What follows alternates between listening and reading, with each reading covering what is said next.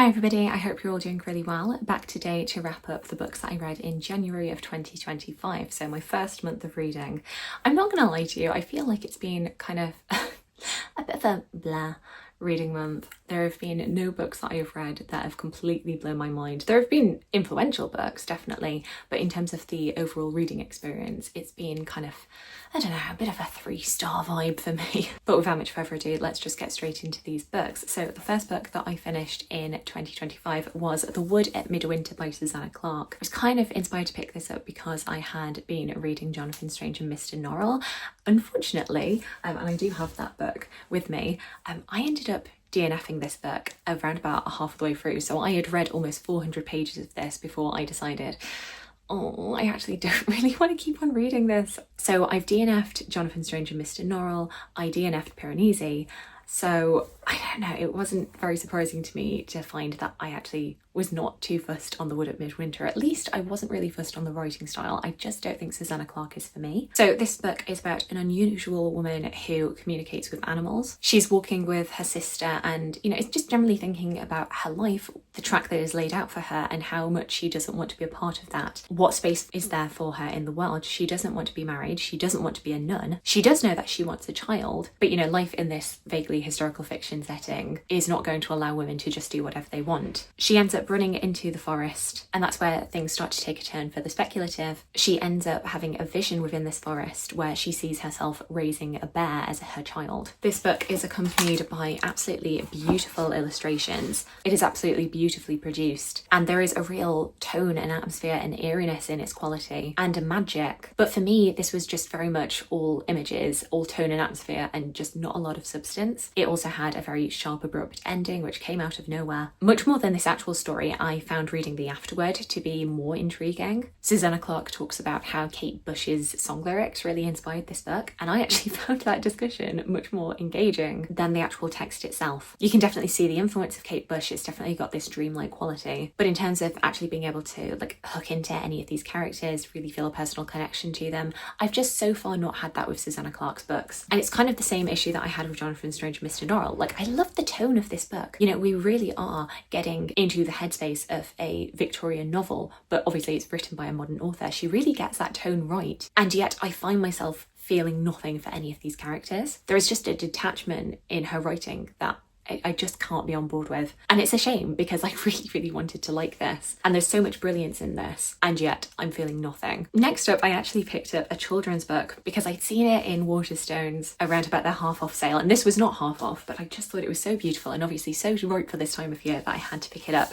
And it is King Winter's Birthday by Jonathan Freedland, illustrated by Emily Sutton. This is inspired by a story by Ulrich Alexander Boschwitz, who was a refugee escaping Nazi Germany. He wrote this while he was interned on the Isle of Man during World War II, and unfortunately didn't survive. The ship that he was on board making his way to England ended up being attacked and he ended up drowning on the ship. But knowing this context really adds so much depth and just so much tragedy and heartbreak into this story. So in this book, it is King Winter's birthday, and he knows what he wants for his birthday. He wants to be able to have all of his family together, and so he asks for his brothers and sisters to take part. And so at King Winter's birthday is Queen Spring, King Summer, and Queen Autumn. They all leave their respective realms in order to celebrate their birthday, and they have a wonderful time. However, as the 4 seasons converge and spend more time together, it is clear that not all is well in the outside realms, and that they really need these respective kings and queens to go back to their lands that they are from in order to set things right in nature. And it's just this really melancholy story about these people who love each other so much but can't actually spend all of their time together. And the illustrations in this are so beautiful and vibrant and colourful. It's just a stunning thing to behold. Like, I want some of these prints up on my wall. And it is devastating but also hopeful. The only criticism that I can really give of this on a story level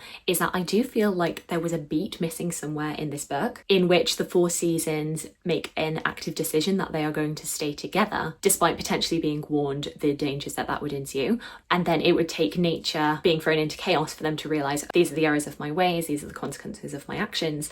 But nobody made an active choice to stay with King Winter. And so you don't really get that kind of message message hitting home of sometimes, as much as we may want to stay with the people we love, sometimes we do have to leave for a greater good that we're fulfilling elsewhere. I just felt like I was slightly missing that part of the story, but otherwise, gorgeous book. Really recommend this one if you are at all interested in children's literature. Next book that I read was Days at the Morisaki Bookshop by Satoshi Yagisawa and translated by Eric Ozawa. This was a book that I saw so many people raving about last year, and I finally ended up picking it up. This book follows a young woman called Takako who is in her early mid-20s, who ends up absolutely reeling from a breakup. She's been seeing this man who then promptly announces that he's going to be marrying somebody else at her work. She ends up quitting her job, leaving her flat, and is invited by her uncle, who she hasn't seen in very many years, to take the very small flat above the bookshop that he owns, in return that she will do some hours of work at the bookshop with him. She's a little bit reluctant to do this, but realises that she really has no choice, and so accepts the kindness of her uncle. Ends up reconnecting with him. She's not really much of a reader, but ends up through the course of the story really uncovering a love of books, meeting all the varied characters who end up frequenting the bookshop, and it really opens up her world and builds her confidence. It's a book which is about how books can find you at times where you need solace and guidance, but it's also a book that has such beautiful, profound things to say about love, and particularly lost love, and the importance of connection with people, and how not just books but also people are what bring you out of the funk, the importance of community. It's a book about how traditional markers of success do not necessarily mean a happy life. Satoru, who is Tatako's uncle, is seen as a failure by the rest of the family because,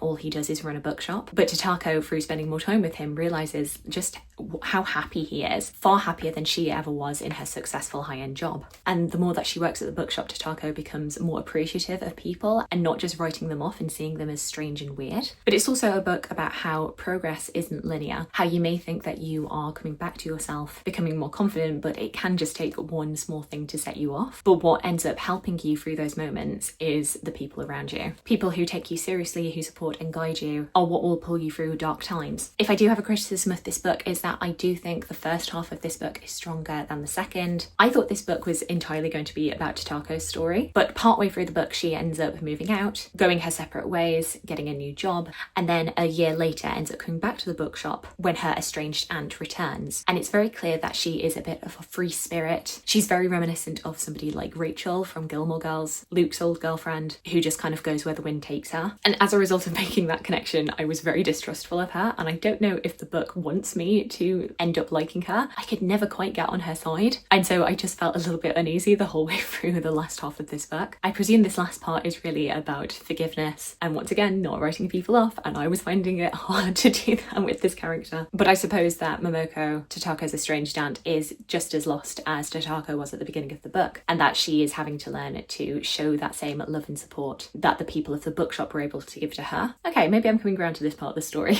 But yeah, this book was one that really found me when I needed it. I had a little bit of a rough time at the beginning of January, and what this book says is true. It is people, it is community that really pull you through hard times. Speaking of hard times in January, I ended up rereading Wintering by Katherine May. The Power of Rest and Retreat in Difficult Times. This is a book that I actually read back in December, beginning of December, and then, as I say, we went through Christmas, we went through the new year. I had a couple of setbacks in January, which kind of left me reeling a little bit, and I kind of realised that Wintering was going to be more applicable to me in January than it was in December, when I was very happy, when Christmas was on the horizon and I was in a very good mood. Actually, this book is one that you probably should read when you are going through a period of wintering yourself. Katherine May is using wintering obviously to talk about the changing seasons and how nature adapts to this period of time, but also to talk about periods of wintering as in hard seasons, whether that is illness, whether that is grieving, feelings of isolation, depression and loneliness, and how we as humans pull ourselves through, and kind of taking tips from nature and from places where seasons are a bit more extreme, like Iceland or Alaska, when so often we are promoted this idea of it doesn't matter what the season is, we should be constantly productive, constantly busy. And this book is about being a bit more compassionate to yourself when you are going through hardships. So often we can also push away winter and not accept that this needs to be a period of being a little bit slower, a little bit more easy on yourself, and that rather than pushing away nature, maybe we just need to embrace these moments. It's a book that is part memoir, part nature writing, part talking about history and literature and what various works of fiction have had to say about winter. And yeah, I found this second go of reading it to be a bit more profound, have a bit more of an impact on me when I was feeling in a more negative mind space. I genuinely found it quite reassuring and helpful. Norrell at a time when I wasn't necessarily feeling my greatest. Final book that I'm going to talk to you through in this part of the wrap-up is Sex Tips from 1894. The Secret to a Happy Marriage as Told by the Victorians by Ruth Smythers. So this is adapted from what I think was a pamphlet called Instruction and Advice for the Young Bride by this woman called Ruth Smythers, who was basically saying that women generally should not find sex to be very pleasurable. They just have to suck it up and do it because that's what a husband will expect. And when you read through this, the advice that she's giving does seem a little bit extreme. And you're thinking, is this really what she thinks about marital relations? Or is this a joke? And there are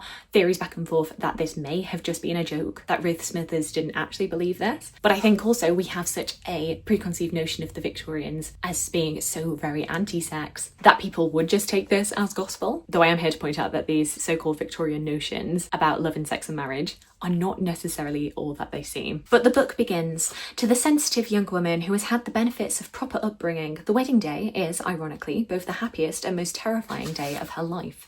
On the positive side, there is the wedding itself, in which the bride is the central attraction in a beautiful and inspiring ceremony, symbolising her triumph in securing a male to provide all her needs for the rest of her life. On the negative side, there is the wedding night, during which the bride must pay the piper, so to speak, by facing for the first time the terrible experience of sex. Each page has a corresponding illustration which really sets the tone for this book as being very jokey, whether or not it is a joke at Ruth Smythers' expense, whether or not we think we are meant to be laughing along with her because she doesn't actually believe this, as she gives advice such as, the wise bride will permit a maximum of 2 brief sexual experiences weekly during the first months of marriage. As time goes by, she should make every effort to reduce this frequency. Feigned illness, sleepiness, headaches are among the wife's best friends in this matter. Arguments, nagging, scolding and bickering also prove very effective if used in the late evening, about an hour before the husband would normally commence his seduction. And yeah, you see various couples not having a great time with it. And yes, all of these various tactics about getting out of having sex with your husband. And yeah, I can see this very much amusing people. If we do think that Ruth Smythers is in on the joke, then yeah, you can see it as being very, very funny.